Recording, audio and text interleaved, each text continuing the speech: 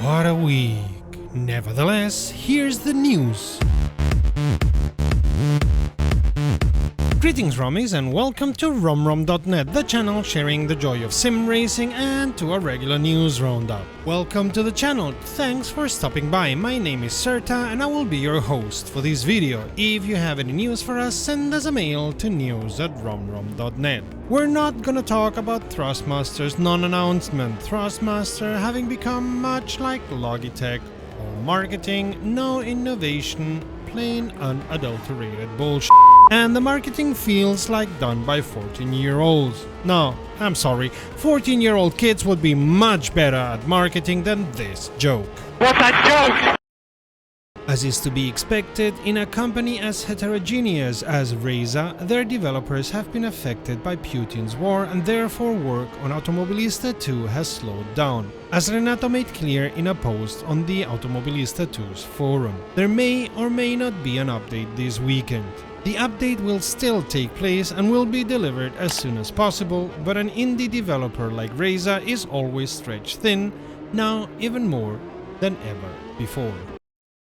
We don't know if it's the springtime coming or, the other stuff going on, but this month saw a slight to steep overall decline in monthly user numbers. But to put it into perspective, these are the third highest numbers of average sim racers per day we've seen in the almost full year we've been collecting stats, so no reason to panic or so. There's unluckily other reasons to panic out there.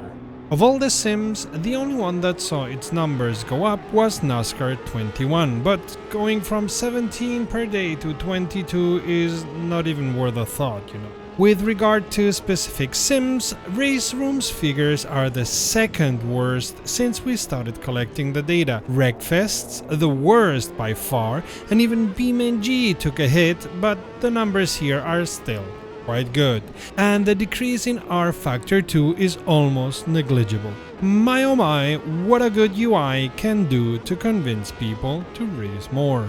For the other ones, we'd say they are in line with an overall trend this month of people racing less, for now at least. Let's see what next month brings. Hey, what do you know? Next month's numbers we can start comparing to the numbers 1 year ago, so see you next month, see how the numbers progress now that people start going out more. We would very much like to know what the developers at THQ Nordic are working on. It can't be Wreckfest because while there's a new tournament at our favorite Simcade, it's nothing to write home about. The new tournament is Getaway Chase and it takes us back to Hill Street in our trusted TriStar.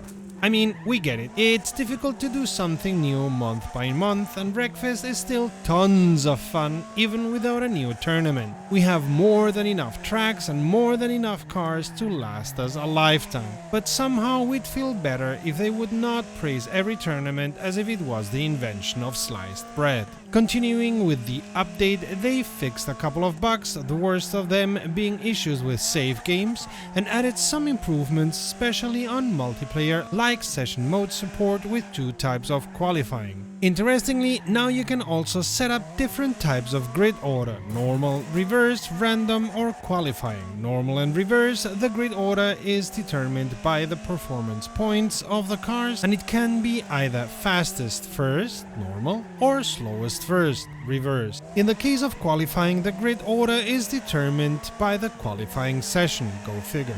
Unluckily, you can't do a reverse grid based on the results of the last race, at least not as far as we can see, but on the other hand, now there is support for different cup points systems.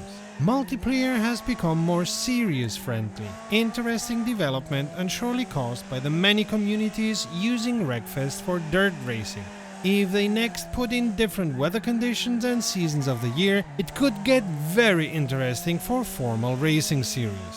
See all the details of the update in the link in our description. If you like this video and would like to see more, consider becoming a patron, thus letting us spread our wings. Amongst other perks, it will fix your name for posterity like this. A big thank you to our patrons. If you come here regularly, when time permits, please consider subscribing. It's not surprising that Czech company SCS, makers of Euro Truck Simulator 2 and American Truck Simulator, have released a statement in condemnation of Putin's war against Ukraine and in support of the latter. Verbatim, these are their feelings towards the war.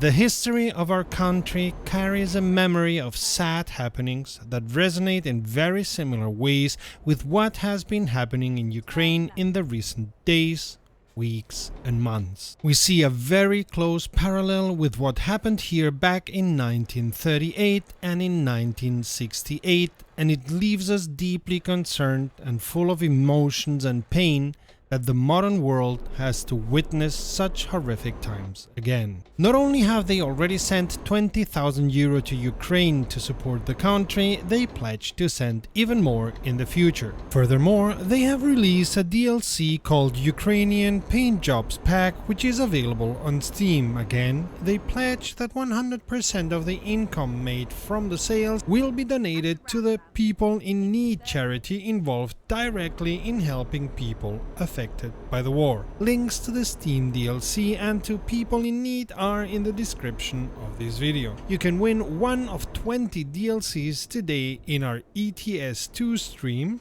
where we'll be trucking along with the right colors, and of course buy it anytime on their Steam page. With regards to the members of the SCS team that come from Ukraine, they are giving them all the help possible with extra free days, mental health support, flexible working times and any other help they can think of. No word about the Heart of Russia DLC they were preparing to release real soon now, but we didn't expect them to say anything about it anyway. They conclude their message with a sentiment we at RomRom wholeheartedly support. Our prayers and hopes are with you, Ukraine. Meanwhile, work in Austria continues with the industrial city of Linz and the mountainous region and city of Innsbruck getting their makeovers. For Linz, bridges have been redone, parts of the industrial district have been moved to the suburbs and some of the surrounding villages have been added. Moving on to Innsbruck, the entire city's ring has been reworked, adding many junctions and some changes to the buildings have been done. All this while giving you a magnificent view of the Alps as it should be. And you'll get a magnificent view of what's new in sim racing by checking the playlist to the left or the video to the right. Until next time, save fuel, collect pickup, and we'll see each other on the podium.